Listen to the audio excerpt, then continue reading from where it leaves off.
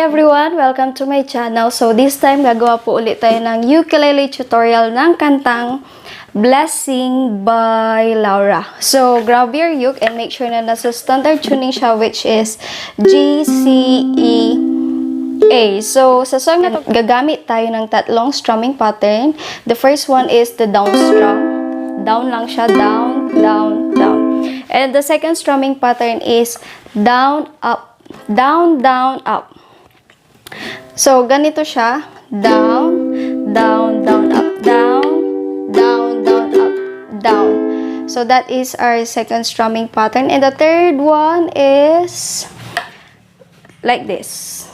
Down, down, up, up, up, down, up, down, up. Again. Down, down, up, up, up, down, up, down, up. So, sa verse, ang gagamitin nating strumming pattern is yung down strum.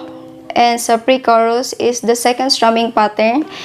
And sa chorus, we're going to use two strumming patterns. Yung ikalawa and yung ikatlo. So, ang chord progression natin sa verse ay we have F, G, A minor, and F, G, E minor, F, G, A minor, G, and F. So, ang gagamitin nating strumming pattern is the down strum. So, gawin natin siya with the song. We have F. We pray for blessings. We pray for peace. Comfort for family. Protection while we sleep. We pray for healing, for prosperity.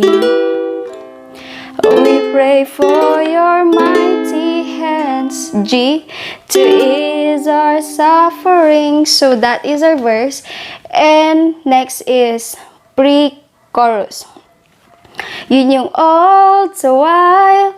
And ang gagamitin nating strumming pattern is down, down, down, up. And ang chord progression natin is C,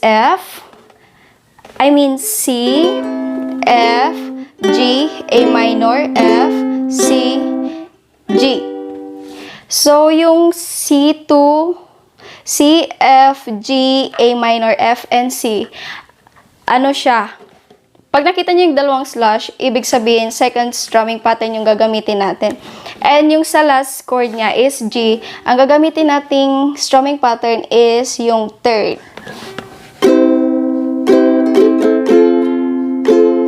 G. Okay, ulitin ko. C. Down, down, up, F. Down, down, up, G. Down, down, up, A minor. Down, down, up, F. Down, down, up, C. And sa G, yung third strumming pattern. Down, down, up, up, up, down, up, down, up. So, gawin natin siya with the lyrics. And all the while, you hear each broken need. Yet love is way too much to give us lesser things. Okay, so that is our pre-chorus. Okay, next is chorus. So, ang gagamitin natin ay yung third strumming pattern. And gagamitin natin yung second strumming pattern. So, kapag nakita niyo yung two slash, it means, ang gagamitin nating strumming pattern is the second one. Okay, so ang chord progression natin sa chorus ay C, G, A minor, G, F, D minor, C, F, D minor, C. So, mahaba siya pero paulit-ulit lang yung chords na gagamitin natin. So, ganito siya. We have C, third strumming pattern, C, G. G. F. A minor. G,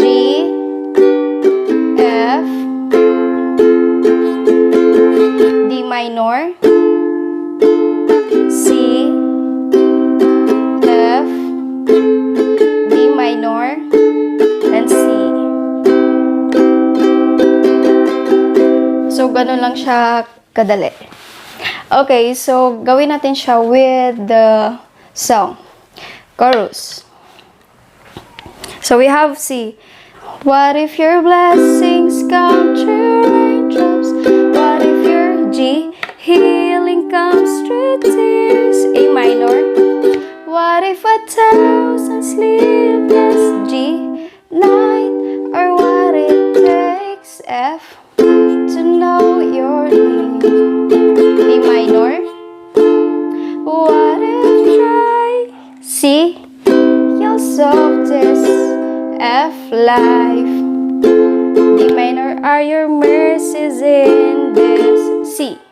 Guys. Okay, so gawin natin siya without me saying the chords. What if your blessings come through raindrops? What if your healing comes through tears? What if 1,000 sleepless nights? Or what it takes to know you're near? What if trials of this life are your mercies in disguise? Okay, so yung last na chorus. So, what if my greatest disappointment? Same chords lang yung gagamitin natin. And sa second pre-chorus, same chords lang din. And sa second verse, same chords lang din yung gagamitin natin. So, try natin yung last chorus. What if my greatest disappointment or the aching of this life is the revealing of this greatest test this world can satisfy? What if trials of this life are your mercies in disguise? Last chorus na yun, ihina nyo na lang yung pag-strum and sa pagkanta. Blessing by Laura. So, I hope may natutunan kayo and God bless you po.